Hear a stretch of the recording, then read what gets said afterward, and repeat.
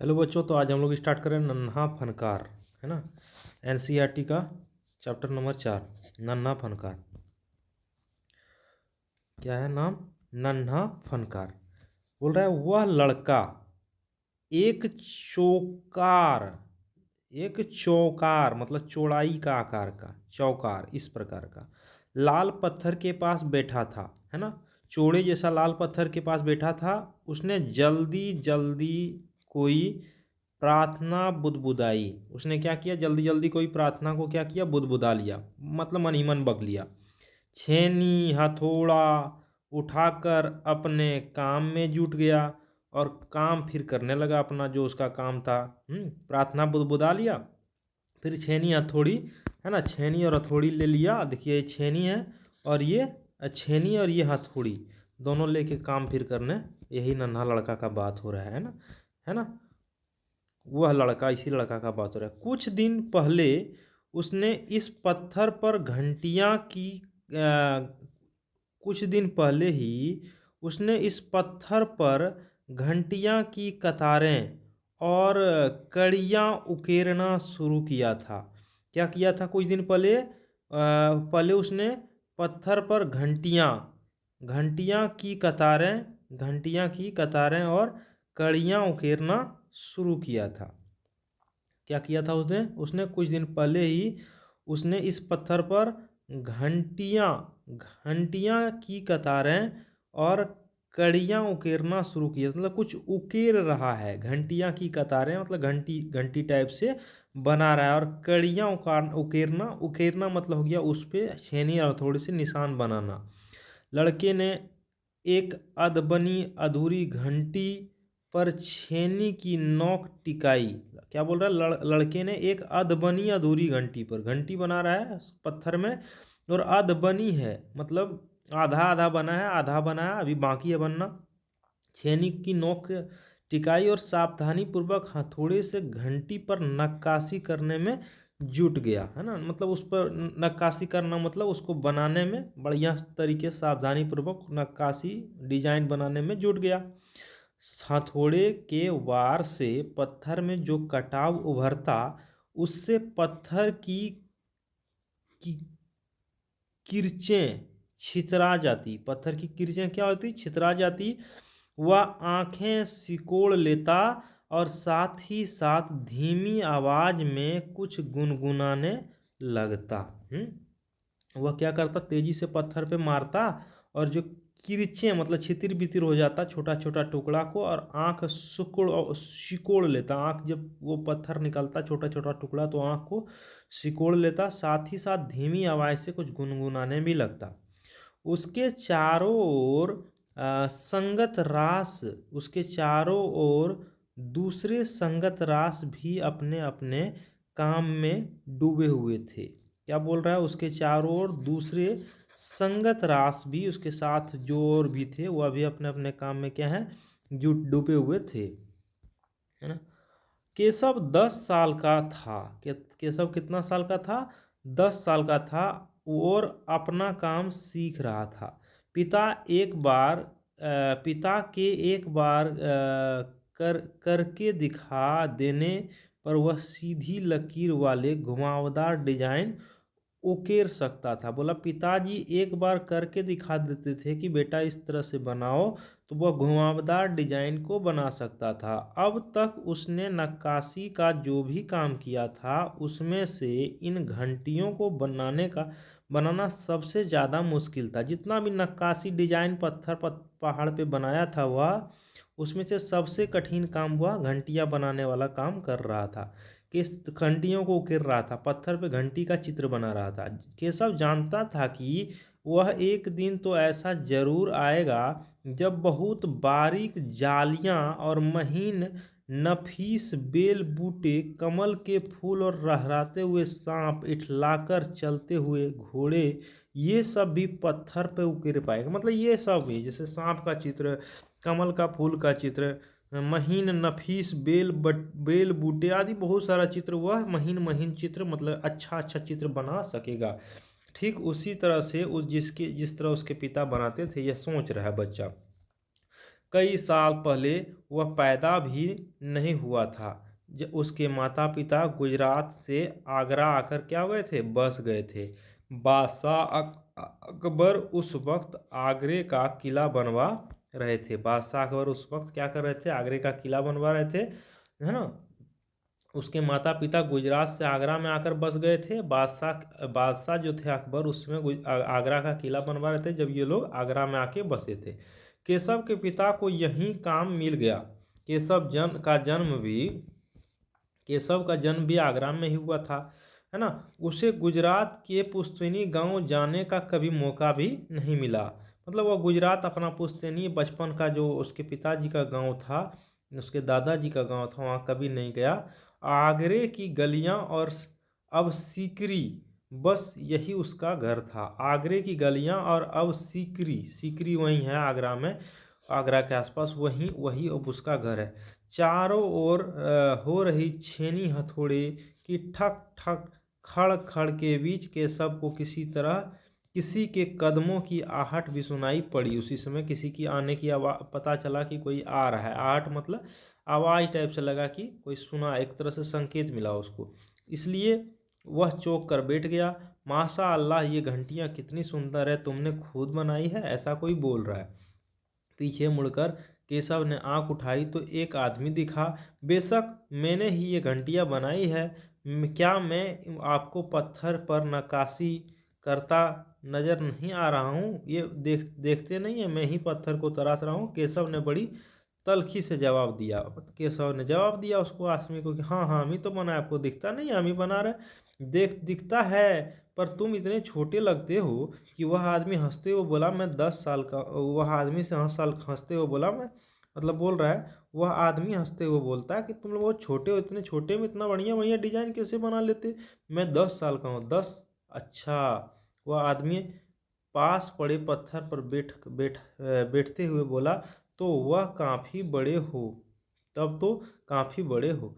मैंने भी 13 साल की उम्र में एक लड़ाई में हिस्सा लिया था। अब केशव उस आदमी को अच्छी तरह से देख पा रहा था कि उसकी उम्र रही होगी 30 के ऊपर, कद मंझूले था, और वह सफ़ेद अंग रखा और पजामा पहने हुए था। मतलब सादा जैसा कपड़ा पहना हुआ था और पजामा पहना हुआ था। उसके लंबे बाल गहरे लाल रंग और पगड़ी अच्छी तरह से ढके हुए भी थे।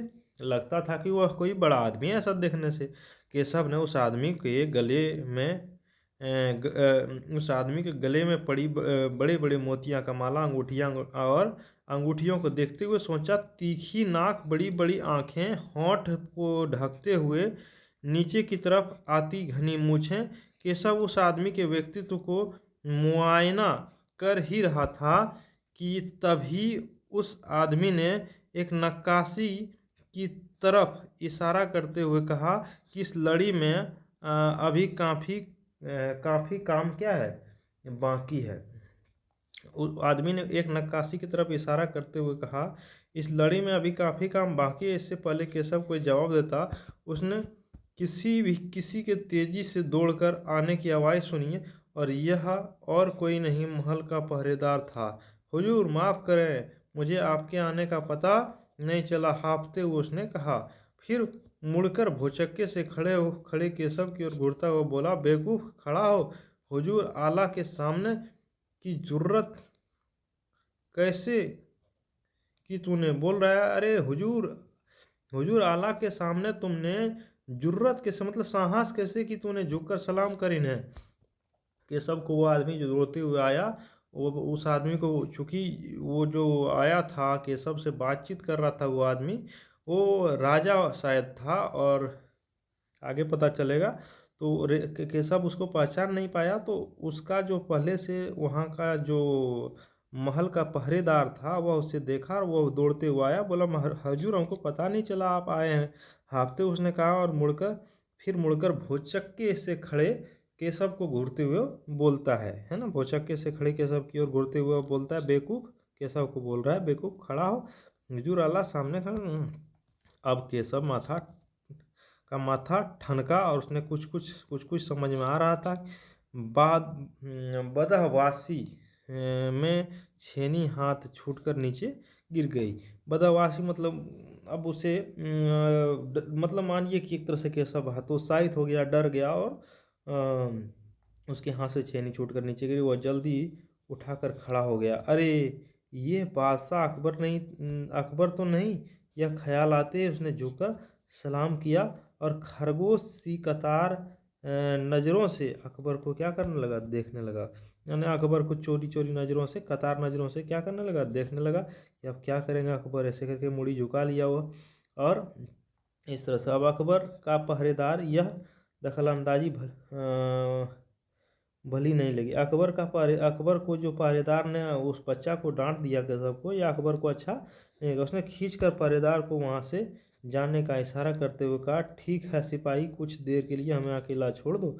पहरेदार तो चला गया, मगर केशव असमंजस में था कि क्या करना चाहिए, वापस अपने नक्काशी का काम शुरू करें या बादशाह के हुक्म का इंतजार में खड़े रहें। वह सोच रहा है कि बादशाह बोलेंगे तब काम करें, क्या अभी काम में लग जाएं फिर से। यह बात उसके मन में चल रहा है कि बादशाह बुरा तो नहीं मान लिए। दिल में तो अभी भी धक धक धक धक उसका हो रहा है, कर रहा था, पर अब वह डरा हुआ नहीं था, क्योंकि अकबर प्यार से उसे देखते हुए क्या कर रहे थे, मुस्कुरा। देखिए एकदम पूरा डर गया है इसको, अकबर को देखते हुए। तुम्हारा नाम क्या है, अकबर ने नरम आवाज में पूछा। केशव नपे तुले जवाब दिया। केशव, क्या तुम मुझे नक्काशी करना सिखाओगे, अकबर बोल रहा है। उलझन में पड़े केशव ने तुरंत ही सिर हिला दिया। तो तुम्हें मेरे लिए हथौड़ा और छेनी का इंतजाम करना होगा। ऐसे बोल रहे हैं, कौन बोल रहे हैं, हम अकबर बोल रहे हैं केशव से कि आप जो है हथौड़ा छेनी का व्यवस्था कीजिए, मैं भी सीखना चाहता हूँ। केशव ने फुर्ती से अपने माता पिता के पास भाग गया। उसने छेनी हथौड़े उठाकर पलटे पांव लौट आया और दोस्ताने अंदाज में अकबर केशव के पास जमीन पर क्या हो गए, बैठ गए। पास में पड़े पत्थर को खींचते हुए बोला, ठीक है अब बताओ मुझे क्या करनी है। केशव ने संदेह भरी नज़रों से अकबर की ओर देखा। हुजूर, क्या आप यह सब करेंगे? क्यों नहीं, मुझे विश्वास है। वो बोल रहा है लड़का कि क्या हजूर आप इतना यह सब काम करेंगे क्या? तो ये अच्छा होगा हजूर आपके लिए, आप इतने बड़े आदमी हैं, ये सब काम कीजिए। क्यों क्यों नहीं, अकबर बोलता है, क्यों नहीं, मुझे विश्वास है, मैं क्या कर लूँगा, सीख लूँगा। नहीं नहीं, मेरा मतलब यह नहीं था। केशव सकपकाए का, दरअसल मैं कहना चाहता हूँ कि आप इतने बड़े बादशाह हैं, यह ठीक नहीं लगता है कि आप यहाँ थोड़ा छेनी चलाएं। और उसने कुछ कुछ अनमने भाव से कहा। अकबर हंसकर बोला, लेकिन पिछले हफ्ते तो मैंने मिट्टी से भरी डालियां ढोने में किसी किसी की मदद की थी, क्या यह काम उससे ज़्यादा मुश्किल है क्या? बोल रहा है कि किसी को मैंने मिट्टी भरी डालियों को ढोने में मदद किया था पिछले हफ्ता, क्या उससे भी हार्ड है ये क्या? केशव अभी भी असमंजस की स्थिति में था। वह अकबर के पास बैठ गया और छेनी पकड़ने का सही तरीका सिखाने लगा। फिर केशव के पिता ने जैसे कि केशव के पिता ने केशव को सिखाया था, उसने कोयले के टुकड़े के पत्थर पर लकीर खींचकर एक आसान सा नमूना बनाना और गंभीरता से कहा कि देखिए, सिर्फ इन्हीं लकीरों पर बहुत ध्यान से तराशना। ऐसा अकबर को बच्चा बोल रहा है केशव। अकबर ने पत्थर पर छेनी रखी और जोर से हथौड़े पर वार किया, जिसका कटाव ज़्यादा गहरा हो गया। अरे यार, अरे अरे, नहीं नहीं, केशव तुरंत ही गलती पकड़ी और हथौड़े की आहिस्ता से मारना है ऐसे। उसने करके दिखाया अकबर को। और हाँ, अपनी आंखें थोड़ी मीच कर रखें, वरना किरंचे मतलब टुकड़ियाँ जो हैं उड़कर आंखों में चली जाएगी। अकबर मुस्कुराए, जी हजूर, ऐसा अकबर बोलता है। जवाब में केशव भी मुस्कुराया। वह भूल गया था कि उसके बगल में बैठा हुआ व्यक्ति हिंदुस्तान का बादशाह, एक अनाड़ी से वयस्क पर अपने काम की धाक जमाने में उसे मज़ा आ रहा था। बोल रहा है एक अनाड़ी से वयस्क पर अपने काम की धाक जमाने में। अब केशव को क्या कर रहा था, वह केशव सब कुछ जानता था और अकबर वयस्क मतलब बड़ा आदमी था और उसको कुछ नहीं आता था। उसे समझाने में बड़ा मज़ा आ रहा था, सिखाने में बड़ा मज़ा। अरे वह बड़े ध्यान से देख रहा था अकबर किस तरह लकीर को उकेर रहा है। बादशाह जरा जरा सी भी चूक हो जाने पर फौरन उसकी तैयारियां चढ़ जाती। अकबर केशव फिर से त्योरियाँ चढ़ जाती, मतलब अकबर को बोल देता कि आप ये गलत कर दिए। काम करते करते अकबर पूछ बैठते, केशव सही नहीं है क्या? केशव सिर हिलाकर अपनी असहमति जता देता, नहीं नहीं ठीक नहीं। अकबर इम्तिहान से बैठ गए और केशव को काम करता हुआ देखने लगे। काम में खोए हुए इन दोनों को इस बात से का एहसास नहीं हुआ कि आसपास मौजूद दूसरे संगत उन्हें बड़े कौतूहल से क्या कर रहे हैं, देख रहे हैं। ये बात भी लोग नहीं सोच रहे थे। अकबर ने गौर गौर किया कि केशव पत्थर पर बने नमूने को ही नहीं तराश रहा था, बल्कि उसकी तरफ से कुछ जोड़े जोड़ा भी जा रहा था जोड़ रहा था। बोल रहा है कि उसने देखा कि केशव पत्थर पर बने नमूने को ही नहीं तराश रहा था, बल्कि अपनी तरफ से उसमें कुछ नया चीज कुछ जोड़ भी रहा था, जिससे वो डिजाइन खूबसूरत भी लग रहे थे। लड़के के काम करने के अंदाज को देखकर अकबर ने धीमे से कहा, केशव देखना, एक दिन तुम बड़े फनकार मतलब वही हुआ वो जो चित्र उत्र बनाता है पत्थर पे, उकेरता है, फनकार बनोगे। एक दिन तुम मेरे कारखानों में काम करोगे। कारखाना? कैसा कारखाना? बस एक बार ये महल तैयार हो जाए और लोग आगरा से आकर यहाँ रहने लगे, है ना, आगरा से आकर यहाँ रहने लगे, या महल बन जाए और लोग आगरा से आकर यहाँ रहने लगे, तब मैं कारखाना बनवाऊंगा। इन कारखानों में मेरी सल्तनत का सबसे बढ़िया फनकार जो होगा या शिल्पकार जो होगा वही काम करेगा। चित्र बनाने वाले कलाकार, गलीचों के बुनकर, संगतरास, पत्थर और लकड़ी पर नक्काशी करने वाले शिल्पकार सभी यहाँ काम करेंगे। केशव का चेहरा चमक उठा। वह मुस्कुराते हुए बोला, मैं वहाँ जरूर काम करना चाहूँगा। अकबर उठ खड़े हुए और जाते हुए बड़े प्यार से केशव का कंधा थपथपाया। बोला, अच्छा बेटा, अपना काम जारी रख। हुजूर, क्या आप दोबारा आएंगे? केशव ने बड़ी उत्सुकता से पूछा। मैं जरूर आऊंगा केशव। फिर एक दिन संगत रासों के बीच केशव की धूम मची रही। फिर पूरे दिन जो है संगत रासों उसके साथियों के साथ उसका पूरा धूम मची रही। और वह बार बार बादशाह से हुई मुलाकात को सबको क्या करता, सुनाता रहा। रात हो चली थी। केशव बहुत थका हुआ था, आंखों में नींद आ रहा था। वह धीरे धीरे अपने पिता के बिस्तर में घुस गया और पिता भी मुस्कुरा कर कहा, तुम तो अभी इतने प्रसिद्ध हो गए हो अकबर। केशव, बादशाह सलामत ने कहा, एक दिन तुम बड़े कलाकार बनोगे। अपने सिर को पिता की बाहों के सहारे टिकाकर केशव से बोला, हमारे बादशाह बहुत नेक इंसान है। बिल्कुल सही, पिता ने कहा। कुछ सोचकर केशव ने पूछा, बाबा एक बात बताओ कि बादशाह के पास आगरा में एक से बढ़कर एक खूबसूरत महल है, फिर वे सीकरी के शहर में क्यों सीकरी में यह शहर क्यों बनवा रहे हैं?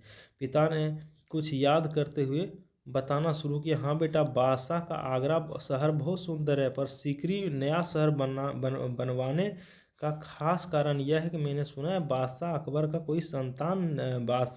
कोई संतान नहीं थी। इस वजह से वह हर वक्त परेशान रहते थे। बहुत सारे साधु संत फकीर के पास गए। भटकते भटकते बादशाह ख्वाजे सलीम चिश्ती के पास सीकरी में आए। कहाँ पे आए? ख्वाजे सलीम चिश्ती के पास। उन्होंने ही बादशाह को बताया कि उनके एक नहीं 3 संतानें होंगे, शाहजादा, सलीम, मुराद और दनियाल। केशव ने चाहते हुए कहा, बिल्कुल सही। तभी बादशाह ख्वाजे सलीम चिश्ती के सम्मान में सीकरी में नगर बसाने का फैसला लिया। केशव ने कहा, अच्छा, अब समझा, इसलिए बादशाह अकबर ने अपने बेटे का नाम सलीम रखा। हाँ, इसी कारण है कि यहाँ एक नए शहर के लिए पत्थर तराश रहे हैं। हूँ, केशव उनिंदी आवाज में बोला। पिताजी ने देखा उसका लाडला बेटा क्या हो गया, सो गया। हूँ मतलब उसे नींद आ गया था, और हूँ करते हुए क्या हो गया, धीरे धीरे सो गया। और उसका लाडला बोल रहा है, माशा अल्लाह, ये घंटियाँ कितनी सुंदर है, तुम खुद बनाई है? बादशाह अकबर ने बात किसके लिए कही? तो केशव के काम की तारीफ में कही। चलिए,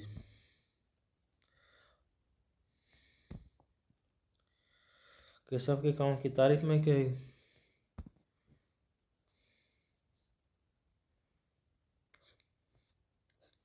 क्योंकि उन्हें यकीन नहीं हो रहा था कि 10 साल का केशव इतना सुंदर घंटी को क्या कर सकता है, बना सकता है। यही सही है। केशव पत्थर पर घंटियां और कड़ियां की तराश रहा था। उनकी तराशी गई घंटियां और कड़ियों के चित्र अपने कॉपी में बनाओ। तुम उनमें कोई खास इमारत याद आ रही है तो जिसमें नक्काशी संभव हो तो इस तस्वीर को क्या करो, चिपकाओ। देखिए कहाँ बना रहा है ये, देखिए घंटियां और कड़ियां, देखिए घंटियां, ये सब घंटी बना रहा है, घंटी। और उसमें क्या कर रहा है, नया नया डिजाइन को उकेर रहा है। यही था कहानी। तो बच्चों आपको यह कहानी कैसा लगा, इसका क्वेश्चन आंसर आप लोग कर लीजिएगा, ठीक है। और अगर कोई डाउट हो तो आप मैसेज कीजिएगा, मैं क्वेश्चन आंसर भी इसका बाद में करवा दूंगा। Thank you.